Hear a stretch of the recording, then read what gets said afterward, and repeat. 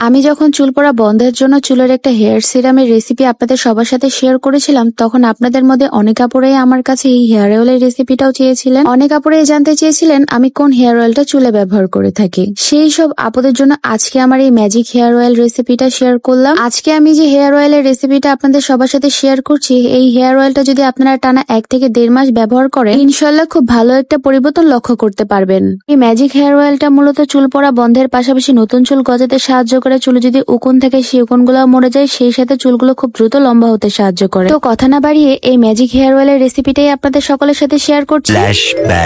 চুলের এই ম্যাজিক তেলটি বানানোর জন্য প্রথমে আমি এখানে নিয়ে নিয়েছি 2 চামচের মতো কালো জিরা। কালো জিরা কিন্তু আমাদের চুলের গোড়াকে শক্ত করতে সাহায্য করে। সেই সাথে নিয়েছি 1 চামচের মতো লং।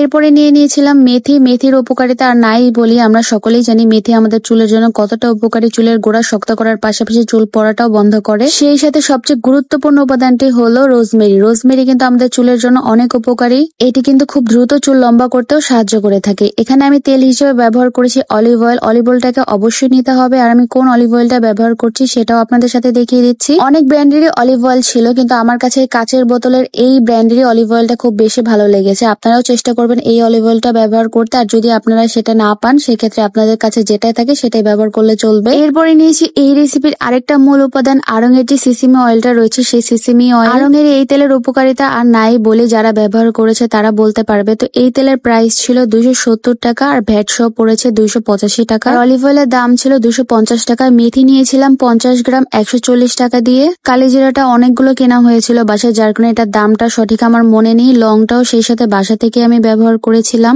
আরেকটা গুরুত্বপূর্ণ কথা, অনেক পেজে অথবা অনেক জায়গায় কিন্তু যারা তেল তৈরি করে বা যারা তেল সেল করে তারা কিন্তু বেশিরভাগ বলে থাকে 30টা উপাদান বা 40টারও বেশি উপাদান দিয়ে তারা মূলত এই তেলটা বানিয়েছে। এবং অনেক পেজ থেকে আমি ওই ধরনের তেলগুলো এনেও ব্যবহার করেছিলাম, কিন্তু তেমন একটা রেজাল্ট আমি পাইনি। আমার কাছে মনে হয় 30 থেকে 40টা উপাদান দেওয়ার থেকে কিছু কিছু গুরুত্বপূর্ণ উপাদানগুলো ব্যবহার করে আমি যে তেলটা বানিয়েছি এর থেকে ভালো রেজাল্ট আমি কেনা তেলে একদমই পাইনি। তো সবসময় আমি যে পাতিলে তেলটা তৈরি করি, তো সেই পাতিলটা আমি প্রথমে গরম হওয়ার জন্য বসিয়ে দিয়েছি। আপনারা যে কোনো পাতিল এই ক্ষেত্রে ব্যবহার করতে পারেন, কিন্তু আমার কাছে যদি ব্যক্তিগত মতামত জানতে চান সেই ক্ষেত্রে আমি বলবো এর জন্য আলাদা একটা পাতিল ব্যবহার করাই ভালো। আর আমি মনে করি একজন মেয়ের সবসময় চুলের ব্যাপারে একটু সচেতন থাকাই ভালো। একজন মেয়ের 80% সৌন্দর্য নির্ভর করে তার চুলের উপরে। তো প্রথমে আমি সিসিমি অয়েলটা সম্পূর্ণ দিয়ে দিচ্ছি। এখানে আপনাদেরকে একটা মেজারমেন্ট বলে দিই, এখানে 200 ml সিসিমি অয়েল আছে। সেই সাথে আমি ব্যবহার করেছি 100 ml এর মতো অলিভ অয়েল। অলিভ অয়েলটাও এখানে আমি সম্পূর্ণ ব্যবহার করব। আপনারা চাইলে সিসিমি অয়েলটা স্কিপ করতে পারেন, তবে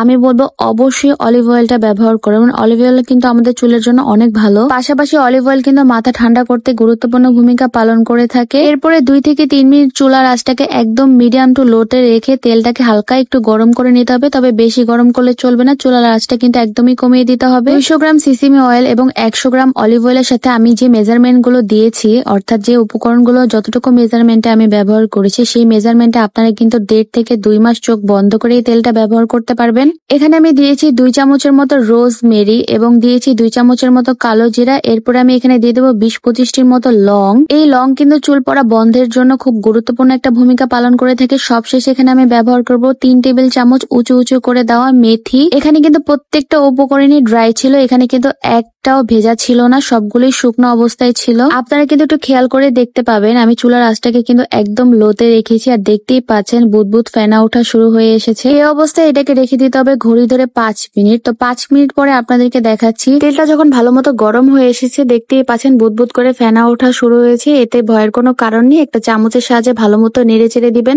এতে করে এই তেলের মধ্যে যে উপাদানগুলো আমি ব্যবহার করছি প্রত্যেকটা উপাদানে ভালো মতো ভাজা ভাজা হয়ে যাবে। আবারও 10 মিনিটের জন্য তেলটাকে আমি ঠিক এভাবেই রেস্টে রেখে দিব, অর্থাৎ চুলার আঁচটা একদম কমিয়ে দিতে থাকবো। তো 10 মিনিট পরে দেখা যাচ্ছে প্রতিটা উপাদানই একদম বাদামি রঙের হয়ে গিয়েছে। মেথিগুলো কিন্তু একদম বাদামি হয়ে গিয়েছে, রোজমেরিটাও অনেকটাই কালার চেঞ্জ হয়ে এসেছে। তেলটা কিন্তু অলরেডি হয়ে গিয়েছে। এই তেলটার 80% নির্ভর করে চুলার আঁচের উপরে, তো সেই দিকে সবাই একটু লক্ষ্য রাখবেন। যদি চুলার আঁচটা খুব দ্রুত বাড়িয়ে দেন সেই ক্ষেত্রে কিন্তু খুব দ্রুত এইগুলোর কালার চলে আসবে, আর গুণাগুণ কিন্তু সবগুলো তেলের সাথে মিশবে না। তাই এই কাজটা একটু ধীরে ধীরে করতে হবে, একটু সময় নিয়ে। মূলত 10 থেকে 15 মিনিট সময় লাগে এই তেলটা তৈরি হতো। তো এবার নেড়ে চেড়ে চুলাটাকে আমি এবার বন্ধ করে দিয়েছি একদম ঠান্ডা হওয়া পর্যন্ত। সম্পূর্ণ ঠান্ডা হওয়ার আগ পর্যন্ত এই তেলটাকে কিন্তু একদমই ছাকতে যাবেন না, এভাবেই ভিজিয়ে রাখতে হবে। মূলত 2 থেকে 3 ঘন্টা পরেই দেখতে পাবেন তেলটা ঠান্ডা হয়ে গিয়েছে। এরপরে এখন হচ্ছে একটা কঠিন কাজের পালা, তেলটাকে ভালো মতো ছেঁকে নিতে হবে। তো সেই জন্য এখানে আমি একটা সাদা সুতি কাপড় নিয়েছি, আপনারা যে কোনো কাপড় নিলেই হবে, তবে খেয়াল রাখতে হবে কাপড়টা যেন অবশ্যই সুতি কাপড়ের হয়, এতে করে তেলগুলো খুব সুন্দর মতো ছাকা যাবে। সম্পূর্ণ তেল ঢালা হয়ে গেলে এবার হাতের সাহায্যে ভালো মতো চিপে চিপে কাপড় থেকে তেলটা বের করে নিয়েছি। যতটুকু চেপে চেপে তেল বের করা যায় ঠিক ততটুকুই আমি বের করে নিয়েছি। বাকি প্রসেসটা আমি আপনাদেরকে সবার শেষে দেখাচ্ছি কি করেছিলাম আমি।